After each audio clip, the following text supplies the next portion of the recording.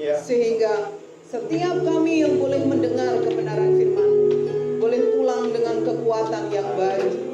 Terima kasih Bapa, berfirmanlah buat setiap kami. Berkati hamba-Mu dengan kuat kuasa-Mu yang kudus, rapi dari ujung rambut ujung kaki, sehingga hamba-Mu hanya menyampaikan kebenaran firman-Mu.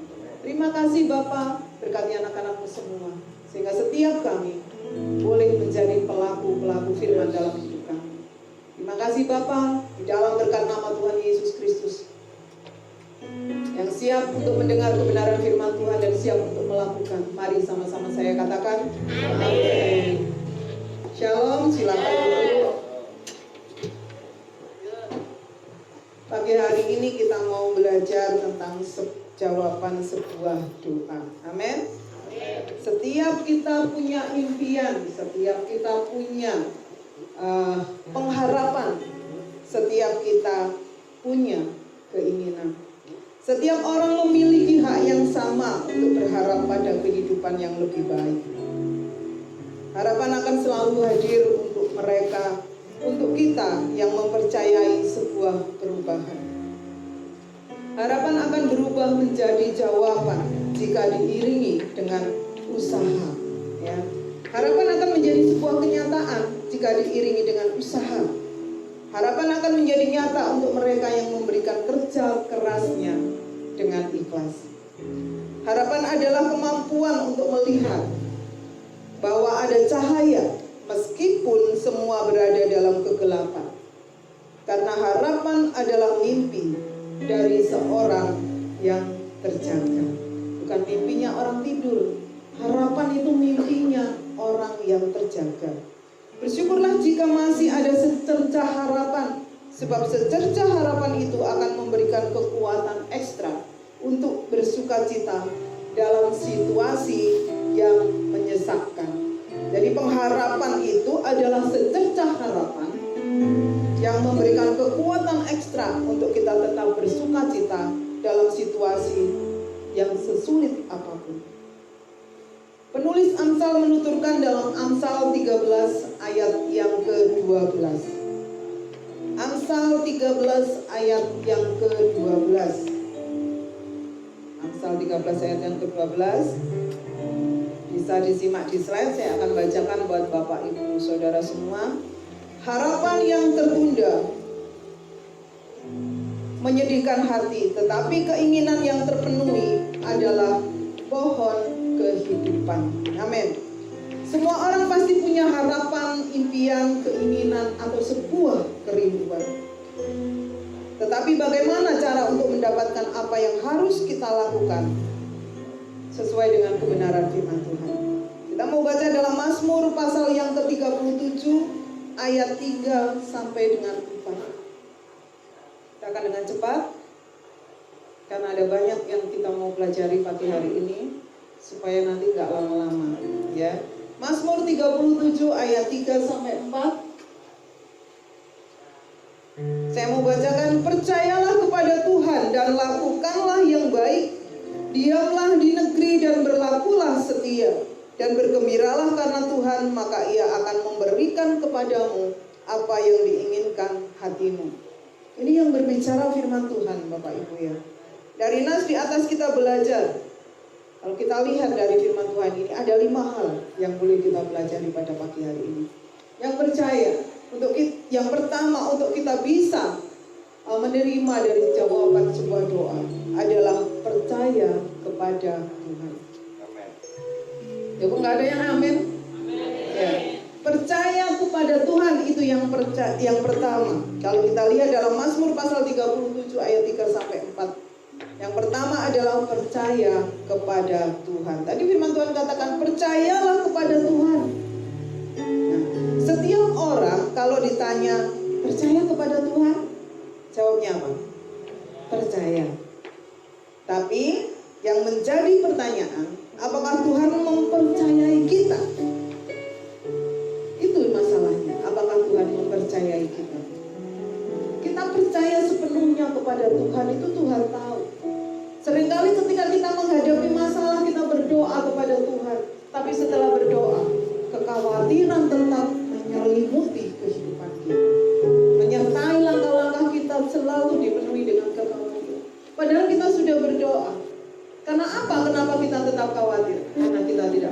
kepada Tuhan, betul? Karena kita nggak percaya sama Tuhan intinya. Kita ngomong, mulut kita ngomong, aku percaya Tuhan kau menyelesaikan masalahku, kau tolong aku tepat pada waktunya. Tapi ketika amin, khawatir, iya nggak Tuhan jawab doaku? Jangan-jangan Tuhan nggak menolong. Hati orang yang bimbang Tuhan nggak suka. Itu artinya mendua hati. Tuhan nggak suka dengan anak-anaknya yang mendua hati. Ketika kita menyerahkan seluruh masalah kita kepada Tuhan, kita tetap berusaha, kita tetap melakukan bagian kita, kita tetap bekerja, tapi kita percaya sepenuhnya bahwa pertolongan Tuhan itu ada buat setiap kita yang percaya. Bapak Ibu Saudara tahu, Lili itu dia punya asma. Kalau dia batuk, dia sesak, dia bisa sampai biru. Ya. Terkadang kalau kita berdoa, Tuhan kok saya percaya Tuhan sembuhkan. Tapi kalau sampai saat ini belum dijawab, Tuhan punya cara, banyak cara. Ya. Saya beli satu suplemen yang baik, yang menurutnya baik, tapi kita percaya bahwa itu adalah salah satu cara. Saya percaya bahwa Tuhan melalui ini, Tuhan pakai suplemen ini untuk kesembuhan diri. Saya percaya sepenuhnya. Tapi kembali, ketika kita percaya, mungkin jawaban itu belum ada. Kembali kita jangan pernah ragukan jawaban Tuhan. Ya, seperti Sadrak, Mesak, dan Abednego. Sekalipun Tuhan tidak menolong aku tidak akan menyembah batu itu. Rasa percaya kita kepada Tuhan jangan bergeser sedikit pun. Karena di situ tonggak dari jawaban Tuhan atas setiap doa kita. Mungkin jawaban kita belum dijawab, tapi kita percaya bahwa Tuhan menjawab doa kita sesuai dengan waktunya Tuhan. Amin. Ya, itu yang harus kita percaya. Percaya kepada Tuhan. Dalam Kisah Para Rasul 16 ayat 31 dikatakan, Kisah Para Rasul 16 ayat 31, percayalah kepada Tuhan Yesus Kristus dan engkau akan selamat, engkau dan seisi rumahmu. Engkau akan selamat, engkau dan seisi rumahmu. Bicara tentang sesuatu yang luar biasa. Percayalah, kuncinya adalah percaya. Jangan hanya dari mulut kita berkata percaya, tapi dalam hati kita ragu. Tapi ketika kita sepenuhnya kita percaya, Tuhan akan menolong. Tapi bukan sesuai dengan waktu kita. Karena kita nggak berhak mendikte Tuhan. Tuhan yang punya waktu.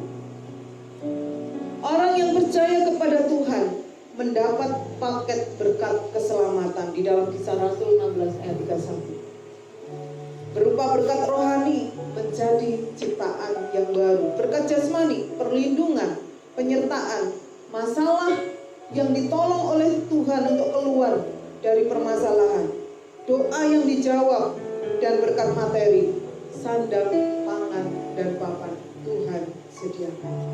Yang penting pertama, harus percaya. Percaya itu full, bulat, tidak dipecah-pecah. Jadi kalau kita bilang percaya, ya percaya. Gitu. Dalam Lukas pasal 1 ayat 45 menyatakan, dan berbahagialah ia yang telah percaya, sebab apa yang dikatakan kepadanya dari Tuhan akan terlaksana. Lukas 1 ayat 45. Ya. Yang pertama adalah kita harus percaya sepenuhnya kepada Tuhan. Mungkin sampai saat ini kita belum mendapatkan jawaban dari setiap doa kita. Tapi ketika kita pegang janji Tuhan, kita tetap percaya kepada Tuhan, kita akan mendapatkan apa yang kita rindukan tepat sesuai dengan waktunya Tuhan. Yang kedua, kalau kita mau melihat dari Mazmur 37 ayat 3-4 tadi, yang kedua adalah lakukanlah yang baik. Melakukan perbuatan baik. Perbuatan apapun yang baik suatu saat akan pasti akan mendatangkan sesuatu yang baik pula dalam hidup kita. Hukum tabur tuai itu tidak bisa dipungkiri. Hukum tabur tuai itu akan terjadi dalam hidup kita. Melakukan perbuatan baik, jika kita melakukan perbuatan yang baik, itu karena kita buatan Allah, diciptakan di dalam Kristus Yesus. Dalam Efesus 2 ayat yang ke-10. Memang kita diciptakan oleh Tuhan untuk melakukan perbuatan baik. Perbuatan baik itu akan kembali kepada diri kita sendiri. Kalau kita tidak menerimanya, mungkin anak cucu kita. Jadi lakukanlah yang baik, itu adalah perintah Tuhan. Lakukan bagian kita. Kalau kita ingin mendapatkan jawaban doa di dalam hidup kita. Orang yang baik hati akan diberkati. Coba dibuka dalam Amsal pasal yang ke-22 ayat yang ke-9. Perbuatan baik, hukum tabur tuai kita sebagai anak-anak Tuhan akan terjadi atas hidup kita. Ya. Kalau yang kita tabur jahat, itu pun akan kembali jahat kepada kita. Kita akan menerima hal-hal yang tidak baik. Firman Tuhan jelas dikatakan dalam Hosea itu, orang yang menabur angin akan menuai puting beliung. Luar biasa. Jadi kalau kita tabur, yang kita tuai itu akan lebih banyak. Kalau kita menabur kejahatan sedikit, kita akan menuai kejahatan yang lebih besar. Kalau yang kita tabur itu kebaikan sedikit, kita akan menuai kebaikan yang lebih besar dari apa yang kita tabur. Semua pasti tahu padi. Dari satu benih padi akan muncul satu tangkai padi yang berisi dengan bulir-bulir padi yang begitu banyak. Demikian juga kehidupan kita. Firman Tuhan katakan, lakukan yang baik. Ayo lakukan. Dengan kita melakukan kebaikan, kita peduli dengan orang lain. Kita meneladani Tuhan Yesus dalam hidup kita, melakukan kebaikan. Cepat ya Bapak Ibu ya. Yang ketiga, sesuai dengan Mazmur tadi, yang ketiga adalah berdiam diri di negeri. Kalimat ini bukan berarti kita tidak boleh bepergian ke luar negeri, melainkan kita harus berdiam diri ketika kita punya masalah. Ya, berdiam diri di negeri artinya kita datang di bawah kaki Tuhan. Ketika kita ada masalah, jangan lari sana sini, tapi kita datang di kaki Tuhan. Setiap kita nggak pernah lepas dari masalah, tapi Tuhan adalah pokok kehidupan buat setiap kita. Ketika kita mengalami masalah dalam hidup kita, lari kepada Tuhan, datang kepada Tuhan, sumber kekuatan, sumber penghiburan. Karena ketika kita menghadapi masalah, ketika kita susah sebelum menyelesaikan masalah tersebut, yang kita butuhkan apa? Ketenangan. Ya. Percaya ketika kita datang di kaki Tuhan, mungkin masalah kita belum dijawab oleh Tuhan. Mungkin kita masih bergumul dengan masalah itu dengan hebatnya. Tapi ketika kita datang di kaki Tuhan, ada kekuatan yang baru. Itu yang penting, ada ketenangan. Sehingga kita bisa melangkah di dalam masalah itu. Pecahkanlah setiap pergumulan itu dalam doa. Kalau perlu, berpuasa. Belajarlah dari ayam yang sedang mengeram untuk memecahkan telur-telurnya menjadi sesuatu yang hidup. Ayam untuk menetaskan telur butuh waktu berapa hari? Ayam untuk menetaskan telurnya butuh waktu berapa hari? 21 hari. Ya. 21 hari. Gak ada yang punya ayam mungkin jadi gak tahu. Ya. 21 hari ayam itu menetas. Jadi kalau telur itu di luar ruangan, saya rasa 20 hari itu sudah busuk. Gitu. Jadi nggak boleh lama-lama. 21 hari dirami oleh induknya, itu jadi telur-telur itu merasa hangat. Nah, merasa hangat akhirnya setelah 21 hari ditutupi, dipatok sama paruhnya. Nah, itu akhirnya pecah dan keluarlah kehidupan yang baru. Demikian juga kita diam di kaki Tuhan. Kita minta pertolongan Tuhan. Kita mendekatkan diri kepada Tuhan. Ada kekuatan, ada ketenangan, dan pastinya ada jalan keluar dalam setiap masalah kita. Amin. Ya. Kita mau buka dalam Roma pasal yang ke-8 ayat 26 sampai 28. Nah, Roma pasal 8 ayat 26 sampai 28. Kita mau baca sama-sama biar gak ada yang ngantuk ya. Kita mau baca dalam Roma pasal yang ke-8 ayat 26 sampai 28. Firman Tuhan 1, 2, 3. Demikianlah juga Roh membantu kita dalam kelemahan kita, sebab kita tidak tahu bagaimana sebenarnya harus berdoa. Tetapi Roh sendiri berdoa untuk kita pada Allah buat keluhan yang tidak terucapkan. Ayat 27.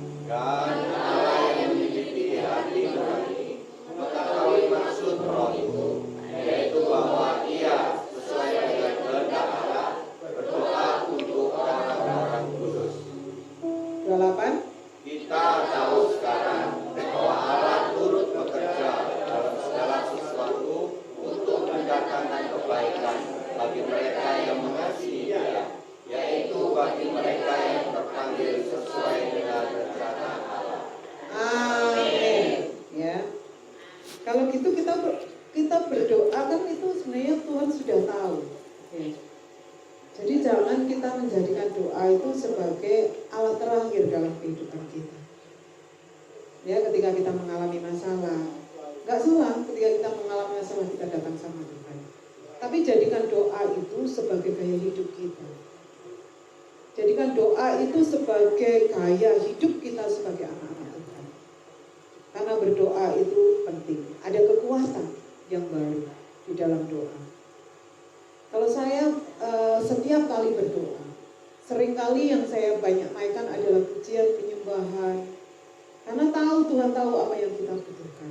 Doa itu sebagai perantara kita berhubungan dengan Tuhan.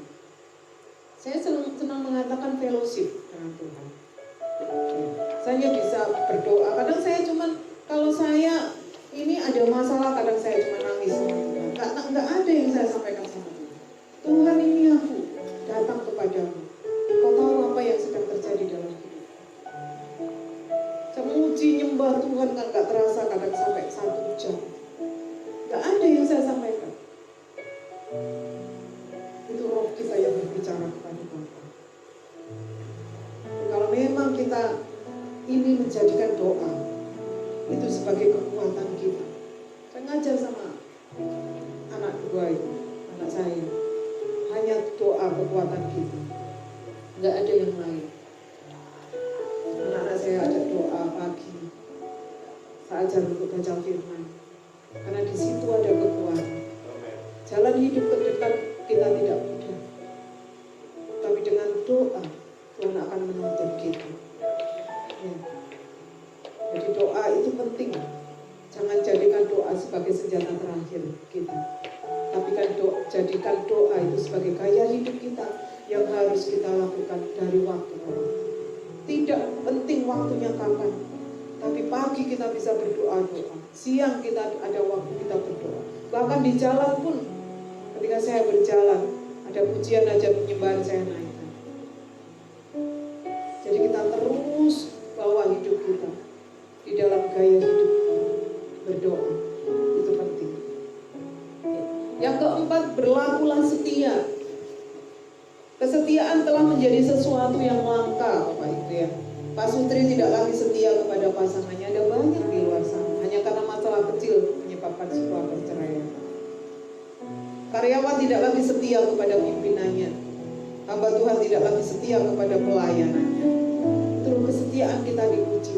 Apalagi nanti, ya, ketika kita menghadapi waktu-waktu yang lebih susah, dikatakan akhir zaman, ya, ini mungkin sudah akhir zaman, tapi belum begitu susah, karena akhir zaman akan lebih susah lagi. Ekonomi susah, tekanan daripada antikris. Yang dibutuhkan adalah kesetiaan. Ketika kita setia dalam hal kecil, setia kepada keluarga, setia kepada pasangan, artinya kita bisa setia kepada Tuhan. Yang pada kelihatan ada nggak setia, gimana kita mau setia kepada yang tidak kelihatan?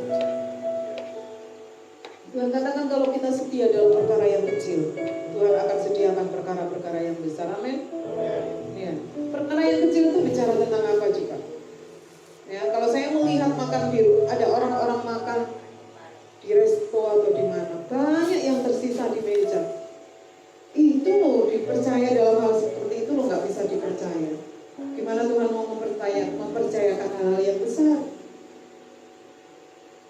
Saya sangat sayangkan kalau ada banyak makanan yang disia-siakan.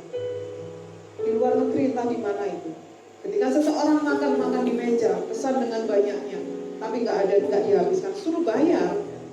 Orangnya marah. Oh ini loh saya yang beli, saya yang punya uang, saya bayar kok saya suruh nggak habis ya terserah saya. Iya itu uang, tapi ini adalah sumber daya alam. Kalau kamu nggak habiskan, bayar. Itu sesuatu yang luar biasa. Ya, menghargai berkat Tuhan. Sering kali kita pesan makanan tapi kita nggak habiskan. Itu sangat-sangat disayangkan. Itu hal kecil. Kalau saya berkata tentang dipercaya dalam hal-hal kecil, nanti akan dipercaya dalam hal-hal yang besar. Kalau soal makanan gini aja kita nggak bisa dipercaya. Banyak yang terbuang. Ya, anak-anak juga. Anak langkah kalian masih panjang. Dari hal-hal sekecil inilah perhatikan. Kalau makan jangan sampai tersisa. Saya sangat-sangat sedih ketika melihat makanan yang tersisa. Karena itu adalah sebuah kepercayaan Tuhan, berkat Tuhan. Coba dibuka dalam Amsal 20 ayat yang ke-6. Amsal 20 ayat yang ke-6. Saya akan membacakan buat Bapak Ibu. Banyak orang menyebut diri baik hati, tetapi orang yang setia, siapakah menemukannya? Saya lanjut dalam Lukas 16 ayat 10. Jika kita setia dalam perkara kecil, suatu saat kita juga akan dipercaya dalam perkara yang besar. Amin. Ya, ingat ya. Kalau soal makanan aja kita nggak bisa dipercaya oleh Tuhan. Banyak makanan tersisa, banyak makanan terbuang. Itu hal kecil yang tidak bisa dipercaya oleh Tuhan. Bagaimana kita mau dipercaya dalam hal-hal yang besar? Apa hal yang besar? Rumah, mobil, pekerjaan yang menjanjikan nggak akan bisa dipercayakan oleh Tuhan. Mari kita belajar untuk setia dalam perkara-perkara yang kecil. Amin. Yang kelima, bergembira karena Tuhan. Yang terakhir ya, bergembira karena Tuhan. Ini hari ini banyak sekali. Sambutlah mentari dengan senyum dan kegembiraan yang daripada Tuhan. Mentari, bukti kesetiaan Tuhan. Kita sambut dengan senyuman. Jangan pagi-pagi sudah marah-marah. Jangan pagi-pagi sudah bertengkar. Ya. Tapi pagi-pagi bangun dengan sukacita. Bangun dengan senyuman. Berdoa, memuji Tuhan. Menyambut hari yang baru dengan sukacita. Sebagaimana burung-burung di udara yang senantiasa berkicau menyambut datangnya fajar pagi. Pagi bukannya berdoa, tapi malah marah-marah. Ada pertengkaran dalam keluarga, ya. Tapi mari kita belajar. Pagi-pagi kita bangun dengan sukacita, kita ambil waktu bersama dengan Tuhan, fellowship dengan Tuhan, dan percaya sepanjang hari hidup akan diberkati, akan sukacita, akan penuh dengan kegembiraan. Amin. Baca dalam Amsal 17 ayat yang ke-22. Amsal pasal 17 ayat yang ke-22. Ini yang sering kali kita dengar ya Bapak Ibu ya. Hati yang gembira adalah obat yang manjur, tetapi semangat yang patah mengeringkan tulang. Ya. Hati yang gembira, memang hati yang gembira, mengeluarkan hormon yang namanya hormon endorfin. Itu hormon kegembiraan, hormon sukacita. Tapi dikatakan di sini semangat yang patah mengeringkan tulang. Di dalam tulang itu apa? Ada sumsum. Ada sumsum. Nah, kalau semangat kita tidak punya semangat, dikatakan mengeringkan tulang. Itu secara kedokteran betul, karena tubuh kita mengeluarkan hormon yang namanya hormon kortisol. Hormon kortisol itu hormon yang menyebabkan penyakit, hormon stres namanya. Ya, kalau nggak ada hormon stres. Jadi benar, firman Tuhan nggak pernah salah. Secara ilmiah itu betul semua. Amsal 17 ayat 22 menyatakan hati yang gembira adalah obat yang manjur, tetapi semangat yang patah mengeringkan tulang. Ya. 5 langkah di atas sangat memungkinkan kita untuk memperoleh apa yang diinginkan oleh hati kita. Seringkali kebutuhan kita pasti dicukupi oleh Tuhan, tapi ketika kita bergembira karena Tuhan, Tuhan akan memberikan apa yang diinginkan oleh hati kita. Amin. 5 hal yang pagi hari ini. Menurut firman Tuhan dan jawaban setiap doa kita, kita percaya, kita amini firman Tuhan, karena firman Tuhan tidak pernah salah. Yang pertama percaya kepada Tuhan. Yang kedua, lakukan yang baik. Dan yang ketiga, berdiam diri di negeri. Dan yang keempat, berlaku setia. Dan yang kelima, bergembira karena Tuhan. 5 hal kita terapkan dalam hidup kita. Selalu saya katakan, kesempatan yang Tuhan berikan buat kita beribadah, kita terima firman Tuhan supaya hidup kita semakin diubahkan. Amin. Melalui firman Tuhan ini yang kita lakukan. Kalau kemarin kita nggak ngerti, ya mungkin kita masih seringkali buang-buang makanan. Aku yang punya uang kok, aku yang belanja kok, aku yang beli kok, terserah aku mau buang. Nah, mari pagi hari ini kita belajar menghargai hal-hal yang kecil, setia dalam hal-hal yang kecil. Kalau melakukan kebaikan, itu mungkin seringkali aku nggak punya apa-apa. Apa yang harus aku berikan kepada orang? Melakukan kebaikan tidak tergantung kepada apa yang kita miliki. Tapi ketika kita memberikan hati kita, uluran tangan kita, melalui penguatan demi penguatan. Ketika orang curhat mungkin ada masalah, kita berikan kekuatan. Kita tolong, kita berikan dengan kata-kata yang positif. Kita sudah melakukan kebaikan. Mari pagi hari ini Bapak Ibu Saudara, setiap kita memiliki sebuah pergumulan. Bagaimana pergumulan itu boleh terjawab kalau kita percaya sepenuhnya kepada Tuhan, melakukan perbuatan baik di dalam kehidupan kita. Kita berlaku setia, berdiam di negeri, artinya apa? Datang di kaki Tuhan, jangan cerita sana sini. Cerita kesana kesini belum tentu ada jalan keluar. Tapi ketika kita diam di bawah kaki Tuhan, Tuhan akan berikan hikmat. Seringkali saya katakan, kalau saya menyampaikan di depan Bapak Ibu Saudara, terlebih dulu saya ditantang oleh Tuhan untuk saya menjadi pelaku firman. Kalau saya boleh mendapatkan kekuatan jawaban dalam setiap doa ketika mengalami permasalahan, itu memang jelas saya terima.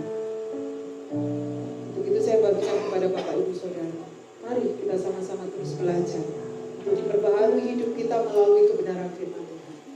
Percaya sepenuhnya kepada Tuhan, ya, berlaku setia, berdiam di kaki Tuhan, bergembira karena Tuhan. Itu penting sekali dalam hidup kita, supaya apa yang menjadi pergumulan kita, Tuhan tolong kita, Tuhan menjawab sesuai dengan waktu Tuhan. Itu tentunya yang terbaik buat kita. Amin. Ya. 5 hal yang kita boleh belajar pada pagi hari ini Bapak Ibu Saudara. Jika harapan dan keinginan itu, harapan dan keinginan dirajut oleh benang-benang cinta kasih Tuhan yang sudah ada dalam hidup kita, maka akan muncul sebuah lukisan pohon kehidupan yang indah. Amin. Ya, satu quote pada pagi hari ini, jika harapan dan keinginan itu dirajut oleh benang-benang cinta kasih Tuhan yang sudah Tuhan tanam dalam hidup kita, maka akan muncul lukisan pohon kehidupan yang indah, yaitu hidup kita menghasilkan buah yang dinikmati oleh banyak orang, sehingga hidup kita menjadi berkat. Amin. Ya.